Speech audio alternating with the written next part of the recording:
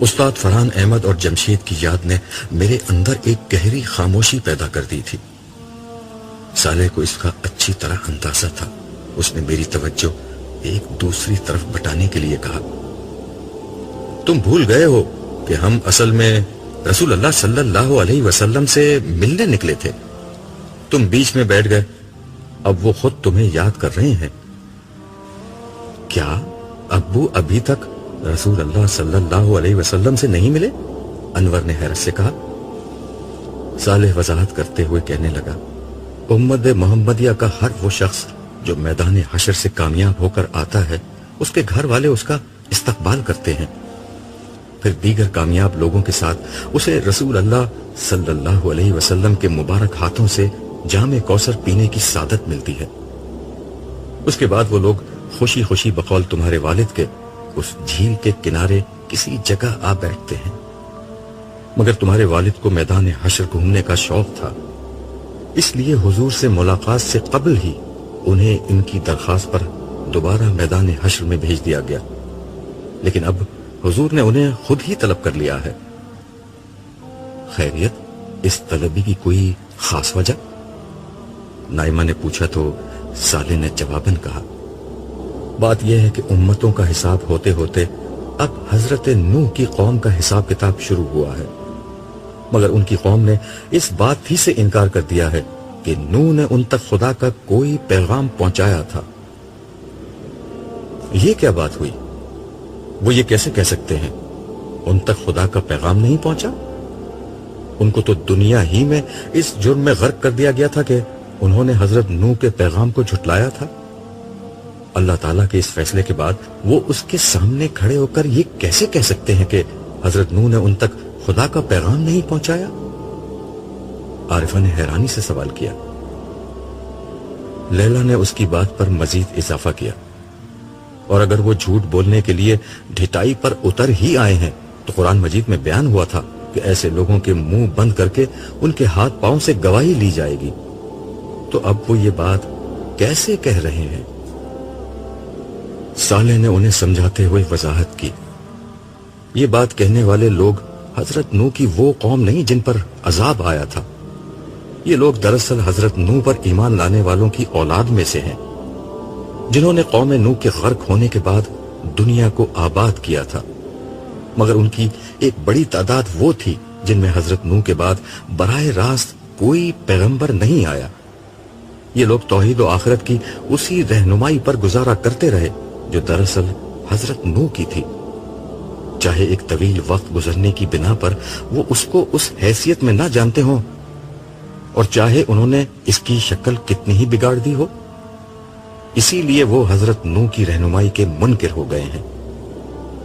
میں نے گفتگو میں مداخلت کرتے ہوئے صالح کی بات کو مزید واضح کیا، دیکھو بات یہ ہے کہ انسانیت کا بیشتر حصہ حضرت نوح ہی کی اولاد میں سے ہے، ان میں سے بہت سے گروہ، خاص کر سامی نسل کے لوگ جو دنیا کے مرکز یعنی مڈل ایسٹ اور اس کے اطراف میں آباد رہے، وہ ہیں جن میں نبوت و رسالت کا مستقل سلسلہ قائم رہا، مگر بہت سے گروہوں میں حضرت نوح کے بعد کوئی پیغمبر نہیں آیا، خاص کر حضرت ابراہیم کے بعد تو صورتحال یہ ہو گئی تھی کہ ان کی نسل سے باہر کوئی پیغمبر آیا ہی نہیں۔ چنانچہ یہی وہ باقی لوگ ہیں جو اولاد نوح یا قوم نوح میں سے ہیں۔ امتوں کے حساب کتاب کے موقع پر حضرت نوح کی امت کے ساتھ پیش کیا گیا ہے، مگر یہ لوگ براہ راست حضرت نوح کی تعلیمات کو ان کے نام سے اس طرح نہیں جانتے جس طرح اہل کتاب یا مسلمان جانتے تھے۔ چنانچہ ان لوگوں نے حضرت نوح کے پیغام پہنچانے کا انکار کر دیا، اور ان کی یہ بات ایک طرح سے غلط نہیں ہے۔ صالح نے میری بات کو آگے بڑھاتے ہوئے کہا، عبداللہ نے ٹھیک کہا، حقیقت یہ ہے کہ نوح کی اس قوم تک خدا کا پیغام اصل میں امت محمدیہ نے پہنچایا تھا، اسی لیے رسول اللہ صلی اللہ علیہ وسلم کی امت کے تمام اولین و آخرین شہداء کو بلایا جا رہا ہے جنہوں نے پچھلی دنیا میں ان لوگوں پر حق کی گواہی دی تھی۔ آج یہ شہداء بتائیں گے کہ انہوں نے کسی نہ کسی طرح ان لوگوں تک توحید کا وہ پیغام پہنچا دیا تھا جو حضرت نوح کی وراثت تھا اور جو بعد کے ادوار میں ضائع ہو گیا تھا، مگر آخری رسول کی بعثت کے بعد تا قیامت اس پیغام کو محفوظ کر دیا گیا، اور امت مسلمہ نے توحید کی یہ امانت اولاد نوح تک پہنچا دی تھی۔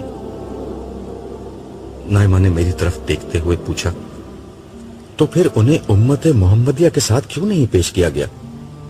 وہ اسلام قبول کر لیتے تو ایسا ہی ہوتا، مگر انہوں نے اسلام قبول نہیں کیا اور اپنے تحریف شدہ آبائی مذہب پر قائم رہے۔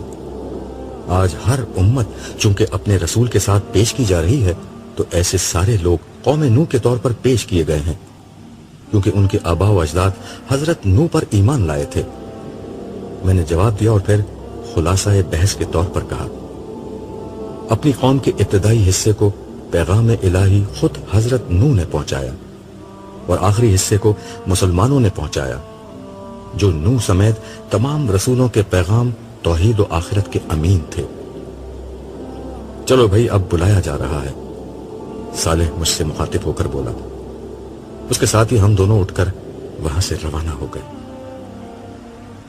ہم ایک دفعہ پھر رسول اللہ صلی اللہ علیہ وسلم کی بارگاہ میں موجود تھے۔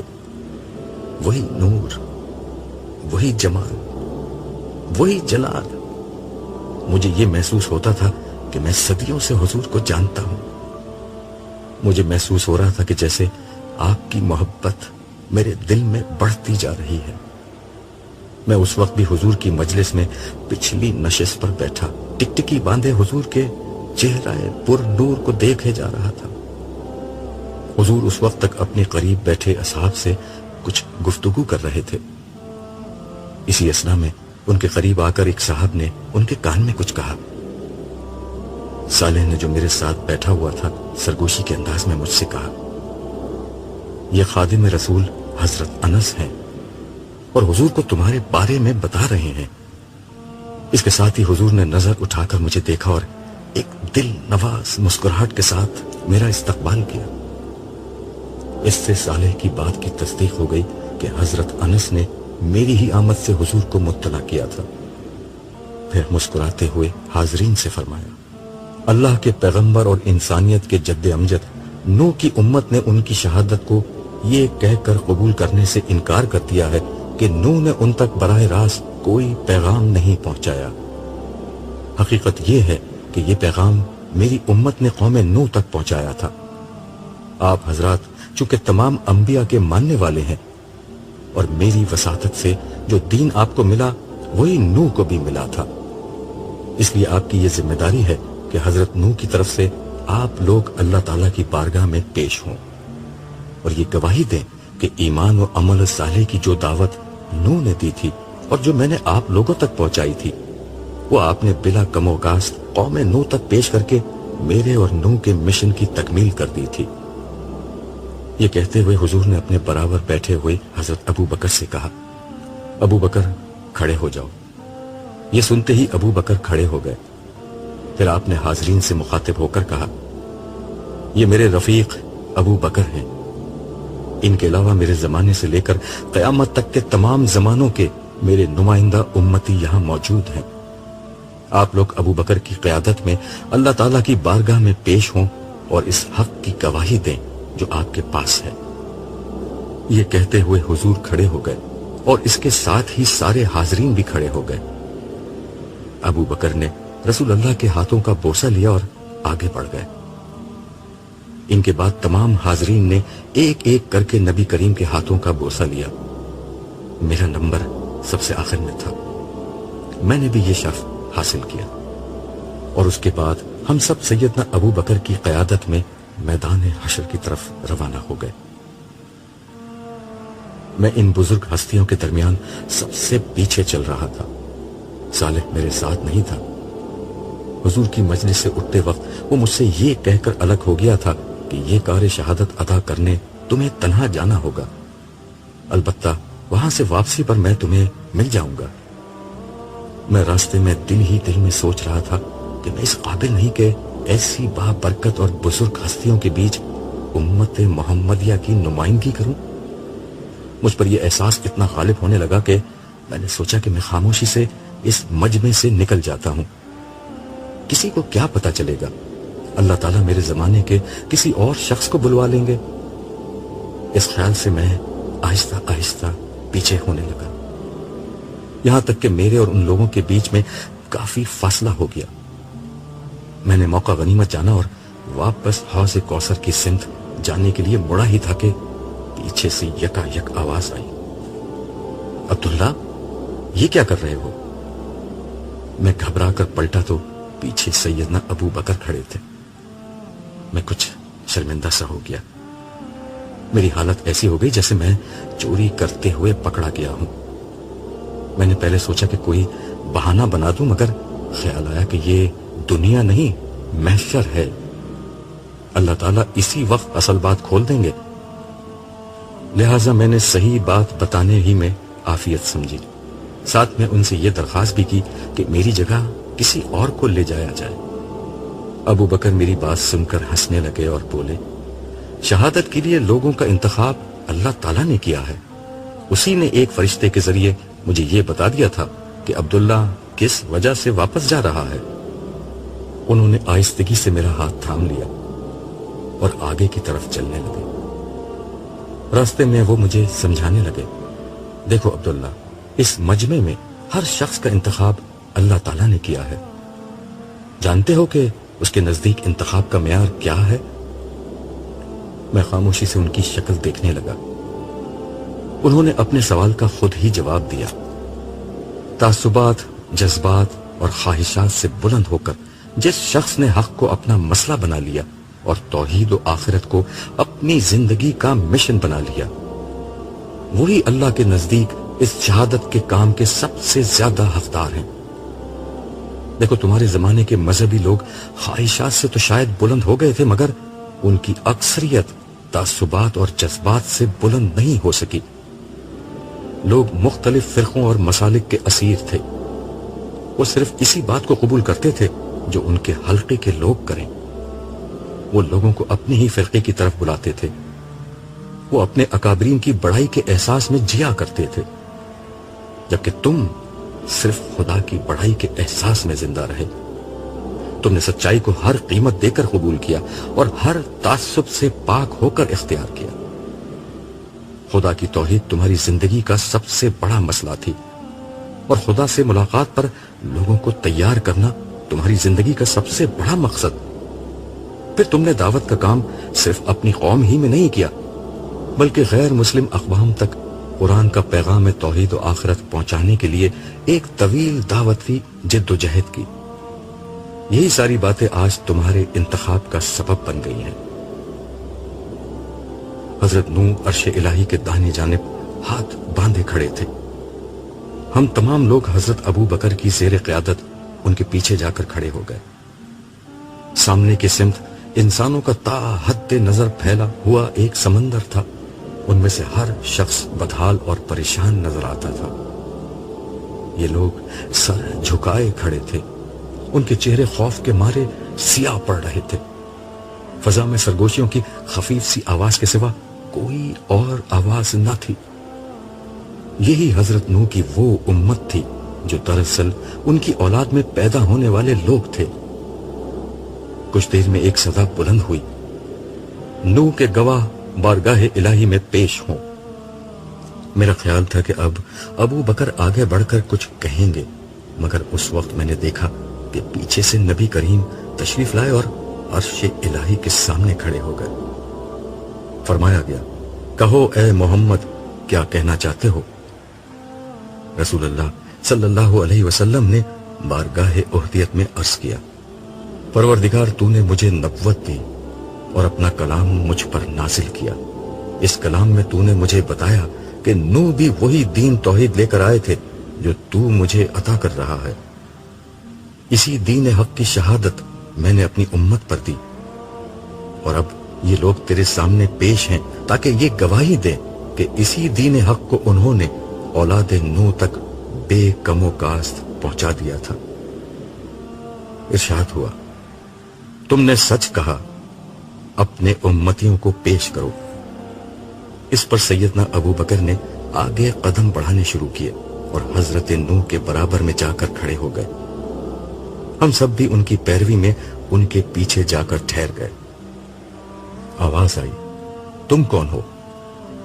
حضرت ابو بکر نے اپنا تعارف کرایا، اور پھر ہم میں سے ہر شخص کا نام اور زمانہ بیان کر کے اس کا تعارف کرایا۔ آپ نے عرض کیا کہ ہم امت محمدیہ ہیں، ہم پر آپ کے آخری نبی محمد صلی اللہ علیہ وسلم نے حق کی شہادت دی اور یہ بتایا کہ نوح بھی اسی دین کو لے کر آئے تھے۔ نوح اور محمد کا یہی دین ہم نے دنیا کی تمام اقوام کو پہنچایا۔ ان لوگوں کو بھی ہم نے حق پہنچا دیا جو آپ کے سامنے امت نوح کی حیثیت میں موجود ہیں۔ اس گواہی کے بعد امت نوح کے لیے جائے فرار کے راستے بند ہو گئے۔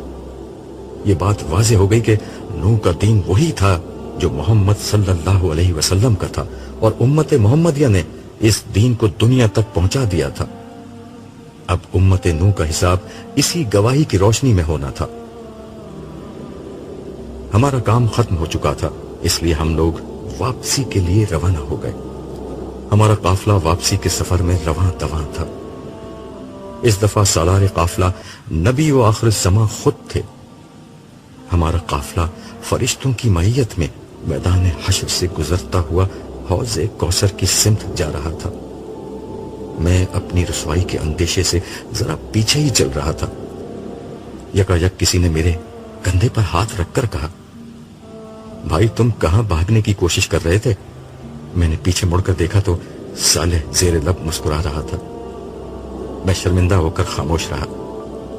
وہ ہنستے ہوئے بولا، خدا کا شکر کرو کہ تمہارے امیر قافلہ ابو بکر تھے، ان کی جگہ عمر ہوتے تو تمہیں کم از کم 2-4 درے تو ضرور مارتے۔ اس کی بات سن کر میں بھی ہنسنے لگا۔ کچھ توقف کے بعد میں نے کہا، اصل بات ابو بکر یا عمر کی نہیں، ہم بھی وہی کرتے جو ابو بکر نے کیا، کیونکہ انہیں بھیجنے والی ایک ہی ہستی تھی، اس رب کریم کی جو ساری زندگی میری پردہ پوشی کرتا رہا ہے۔ پھر ایک اندیشہ میرے ذہن میں پیدا ہوا۔ میں نے صالح سے پوچھا، تمہیں میرے بارے میں کیسے پتا چلا؟ کیا سب لوگوں کو یہ بات معلوم ہو گئی؟ نہیں، ابو بکر بڑے حلیم الطبع شخص ہیں، انہوں نے کسی کو نہیں بتایا۔ رہا میں تو اللہ تعالیٰ نے میرے ہی ذریعے سے ابو بکر کو تمہارے بارے میں پیغام بھجوایا تھا، اس لیے مجھے معلوم ہو گیا۔ ویسے تم نے سچ کہا۔ جانتے ہو اللہ تعالیٰ نے کیا کہہ کر مجھے ابو بکر کے پاس بھیجا تھا؟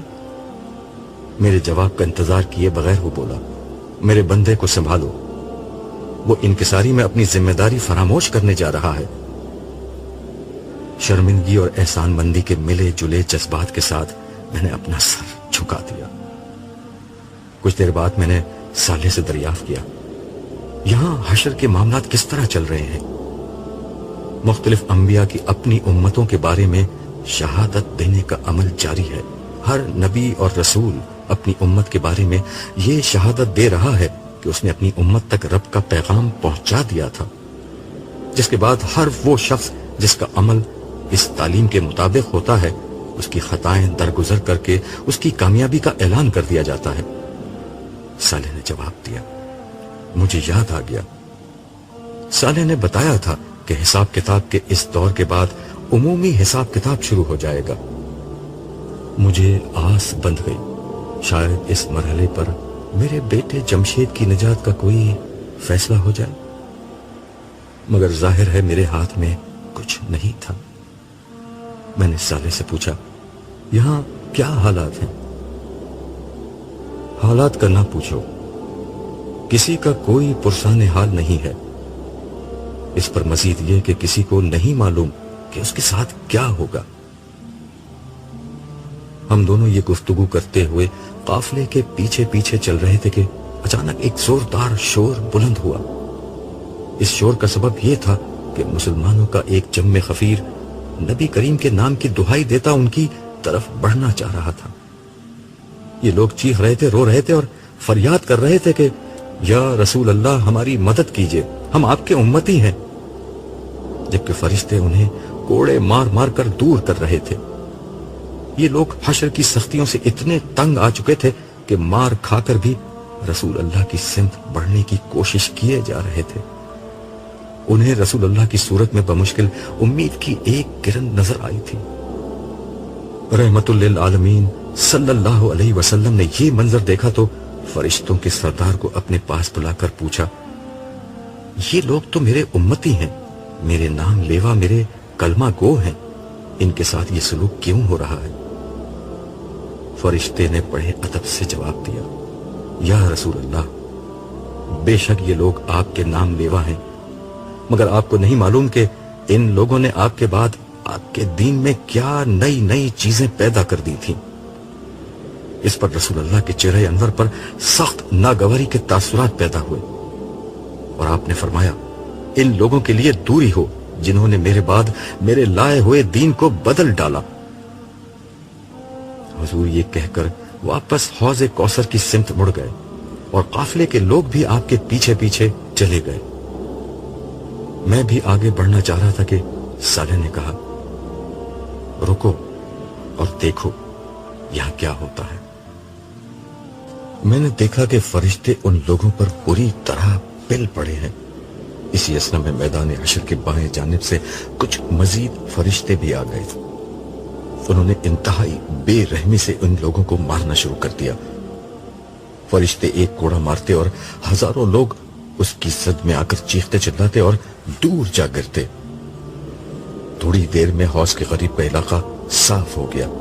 مار کھاتے اور بلبلاتے ہوئے یہ لوگ جنہوں نے دین اسلام میں نت نئے عقیدے اور اعمال ایجاد کر لیے تھے، اپنی رسوائی اور بدبختی کا ماتم کرتے ہوئے وہاں سے رخصت ہو گئے۔ میں صالح کے ساتھ کھڑا یہ عبرتناک مناظر دیکھ رہا تھا، اور میں سوچ رہا تھا کہ یہ وہ بد نصیب ہیں جن کے لیے قرآن مجید کی ہدایت اور رسول اللہ صلی اللہ علیہ وسلم کی سنت ناکافی تھی۔ اس لیے انہوں نے اس میں اضافہ اور تبدیلی کر کے دین حق کا چہرہ مسخ کرنے کی کوشش کی۔ ان کے پاس اپنی ہر گمراہی اور بد عملی کی ایک بیجا منطق موجود ہوتی تھی۔ جب کوئی سمجھانے والا انہیں سمجھانے کی کوشش کرتا، یہ اس کی جان کے دشمن ہو جاتے۔ جب انہیں بتایا جاتا کہ قرآن مجید سے باہر کوئی عقیدہ ایجاد نہیں کیا جا سکتا اور سنت رسول کے علاوہ کوئی اور عمل خدا کے ہاں مقبول نہیں ہو سکتا، تو یہ ان باتوں کو بکواس سمجھتے اور اپنی گمراہیوں میں مگن رہتے تھے، مگر اس کا نتیجہ انہوں نے آج بھگت لیا تھا۔ میں یہ سب سوچ ہی رہا تھا کہ صالح نے مجھ سے کہا، عبداللہ، میں انسانوں کو سمجھ نہیں سکا کہ آخر ہر نبی کی امت نے ہدایت واضح طور پر پا لینے کے بعد بدعتوں میں اتنی دلچسپی کیوں لی؟ تم نے اچھا سوال کیا ہے۔ میں خود بھی زندگی بھر اس مسئلے پر سوچتا رہا ہوں۔ میرے خیال میں اس کی اصل وجہ غلف ہے۔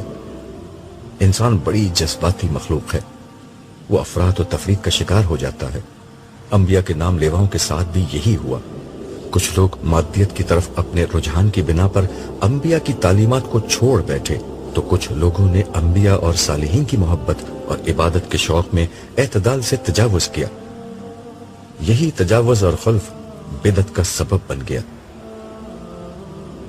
صالح نے میری بات پر گردن ہلاتے ہوئے کہا، اس افراط و تفریط اور غلف و تجاوز کا سب سے بڑا نمونہ مسیحی تھے۔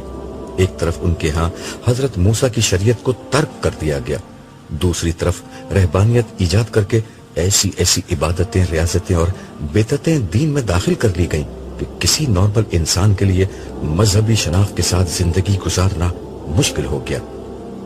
عمل کے ساتھ ان کے ہاں عقیدے کا غلب بھی آخری درجے میں ظاہر ہوا۔ انہوں نے نبیوں کی امت ہوتے ہوئے بھی خدا کی بیوی اور بیٹا گھڑ لیا۔ مگر یار، حقیقت یہ ہے کہ تم مسلمان اس کام میں کون سا پیچھے رہے ہو؟ یہ آخری بات اس نے بہت زور دے کر کہی۔ میں نے بلا توقف جواب دیا، اور آج اس کا نتیجہ بھی بھگت لیا۔ عیسائیوں نے بھی اور مسلمانوں نے بھی۔ یہ کہتے وقت میری نظر میں کچھ دیر قبل رونما ہونے والے مناظر گھوم رہے تھے۔